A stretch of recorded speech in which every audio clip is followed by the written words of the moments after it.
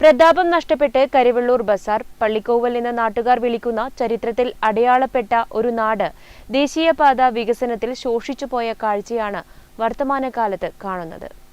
കരിവെള്ളൂർ എന്നത് കേരളത്തിന്റെ വിപ്ലവ ചരിത്രത്തിൽ ആഴത്തിൽ അടയാളപ്പെടുത്തപ്പെട്ട ഒന്നാണ്. ഇത്തവണത്തെ ദേശീയപാത വികസനം എത്തുന്നതുവരെ കരിവെള്ളൂർ ബസാർ നാടിന്റെ ഹൃദയമിടിപ്പായി തുടർന്നു. എവിയെ കാണാനെത്തിയ സഖാവ് പി കൃഷ്ണപിള്ള ഈ ബസാറിലെ ചായക്കടയുടെ മരബെഞ്ചിലാണ് കിടന്നുറങ്ങി നേരം വെളുപ്പിച്ചത്. EMS ഈ ബസാറിലെ ഗവൺമെന്റ് ആശുപത്രിയിൽ ചികിത്സ തേടിയിരുന്നു. ഇന്ദിരാഗാന്ധിയും ഒരിക്കൽ ഈ വഴി കടന്നുപോയി. ദേശീയപാത വികസനം എത്തുന്നതിന് മുമ്പേ ഈ ബസാറിലാണ് പൊതുയോഗങ്ങൾ കൂടിയിരുന്നത്. കുടുംബശ്രീയുടെയും മറ്റ് ചന്തകളും ഉത്സവകാലത്ത് ഇവിടെ നടത്തിയിരുന്നു. എല്ലാറ്റിനും എല്ലാവർക്കും പള്ളിക്കോവൽ എന്ന കരിവെള്ളൂർ ബസാറായിരുന്നു ആവശ്യം. ദേശീയപാത വികസനം വന്നതോടെ കരിവെള്ളൂരിനാണ് ഏറ്റവും വലിയ നഷ്ടമുണ്ടായത്. രണ്ടായി വിഭജിക്കപ്പെട്ട കരിവെള്ളൂർ വികസിക്കാനിടമില്ലാതെ ചുരുങ്ങി.